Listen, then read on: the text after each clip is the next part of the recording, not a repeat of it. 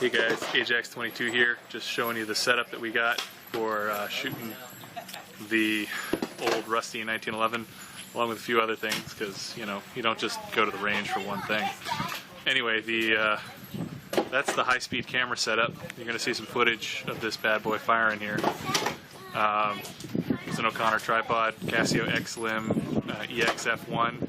We should be getting some 1200 frame per second footage. We'll also be shooting at 300 and 600 probably, just to see what it looks like.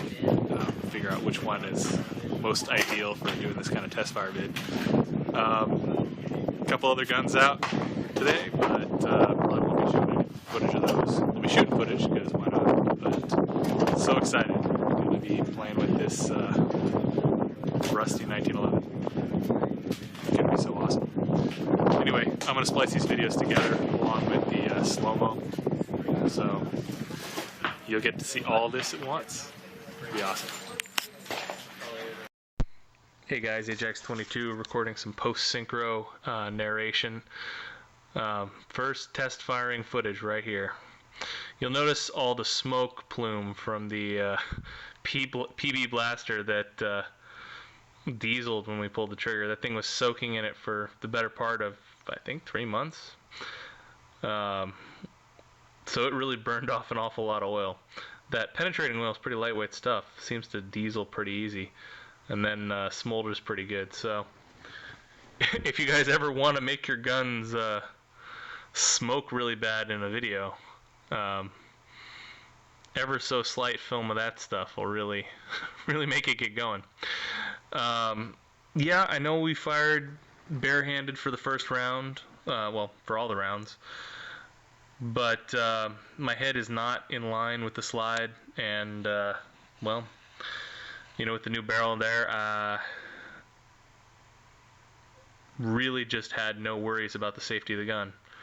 I know it pretty intimately at this point, and yeah, she's solid. Original barrel, when we finally do get the Rockwell tester in and have everything solid, yeah, that one's going to be gloves or ransom rest and all kinds of things. But this new barrel, no worries. Oh, and the reason we did the new barrel, other than just the hardness tester not showing up yet, was the other barrel needed a new link fitted, and I had some concerns about that. It was actually letting the slide sit a little bit too far forward. So fitting the new barrel and new link fixed that. Haven't given up on the original barrel, but definitely going to test the hardness of it, switch out the link to one that fits a little better, and you know, take some precautions before we do a test fire on that. One thing you'll notice that's really kind of neat about this high speed is it really lets you see how the trigger discipline, like the failings. I did not know till I saw myself shooting that I have a tendency to not pull with the pad of my index finger. I tend to pull with the hook, and it's causing a slight dip of the muzzle right before discharge, and it's almost imperceptible. Yeah, you see that slide drop forward right there, a little bit rough. That actually could be a number of things. It could be there's a little wear spot on the frame that's a little bit high, and it's ever so slightly scuffing the slide, or it could be that the feed ramp is slightly pitted, and that little bit of a rough movement going forward is shaving some of the copper off the jacket of the bullet. The bullets we're using right now are 230 grain cheapo ball. Picked it up at Ammo Brothers in Cerritos. It was cheap. That was pretty much my only requirement, that it'd be cheap and plentiful. And you know, 230 grain ball is kind of what these things were originally intended for. Well, at least after the Army specification came back. That's a whole history thing. no fails to feed, no fails to fire, no fails to eject. I mean, it just ran like a top, I guess. I guess the expression probably should be that a top runs like a Browning design. This is it just worked. You know, you hit what you're pointing at. You put I was hitting a little bit low because of the trigger jerk, as you can see. It's just the barrel just tipped down ever so slightly right before it discharges. A couple of times it was pretty measurable. That one wasn't so bad. But I'm definitely going to be using this high-speed camera for my own personal training, just to overcome some of these little quirks in my shooting style. Now, I can't say 100% that this is entirely the reason for everything that's going on here. I mean, I'm shooting left-handed. I'm a right-handed shooter. I'm not keeping my head in line with the slide. I'm actually off center from it, looking at it through the camera. So yes, I'm hitting my target, able to do that. But as far as how my trigger discipline is affected by this, I don't know. I don't know that I'm that bad. I really hope I'm not that bad, because that's a pretty noticeable jerk in a lot of cases, especially early on when I was still getting used to shooting one-handed offhand. But man, this is just beautiful to watch. There goes down and bang. I really like the 600 frames.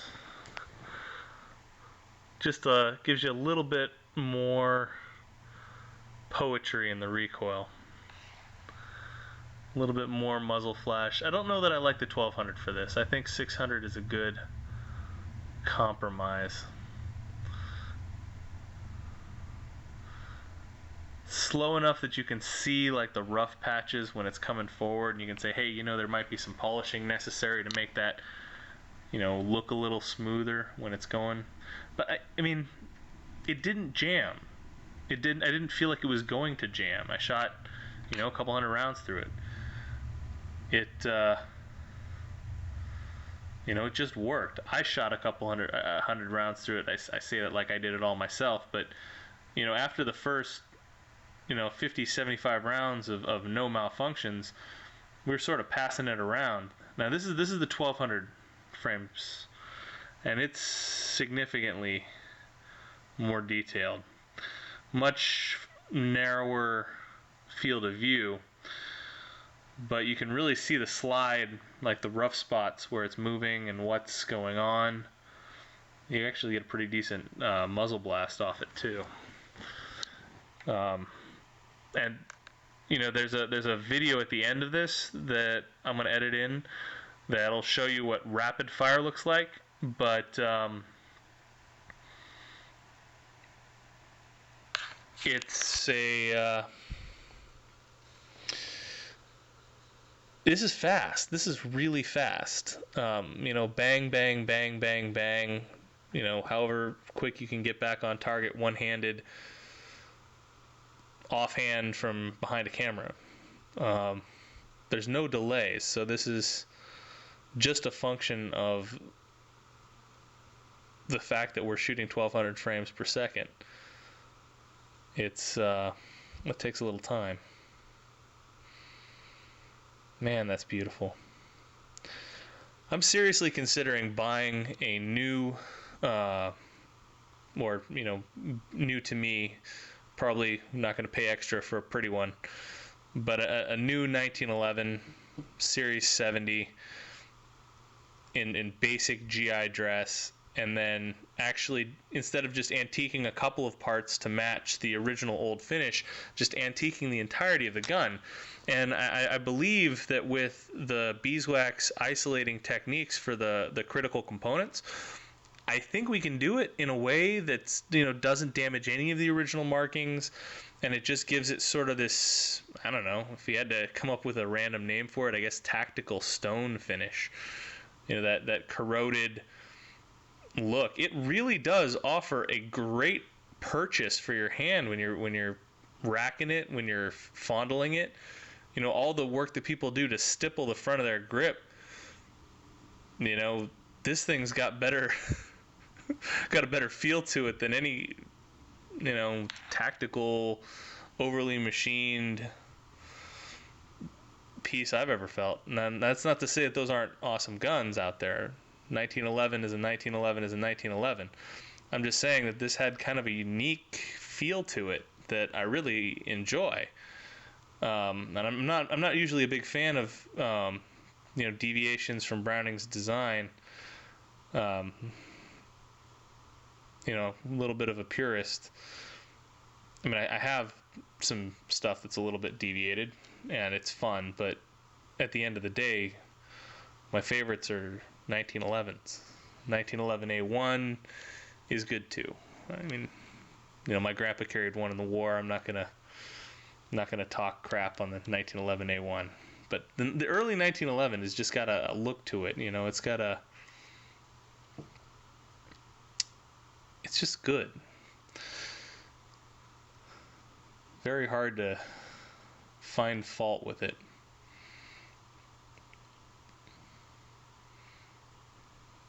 Yeah, that's just beautiful. It would be kind of nice to have the a little bit less muzzle flip for filming purposes.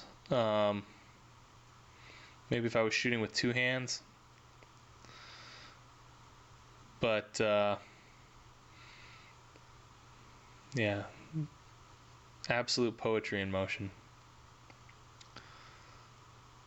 Muzzle dips. That's painful.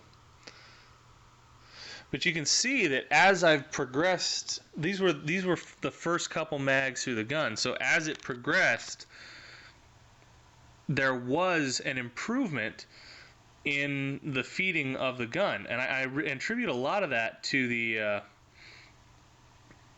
the copper actually plating into the feed ramp and the high spot wearing off. Yeah, it's like breaking in a brand new gun. Just yeah, that's the last shot. Here comes the high speed, well, not high speed, regular speed test fire. You can see the speed at which we were pulling the trigger.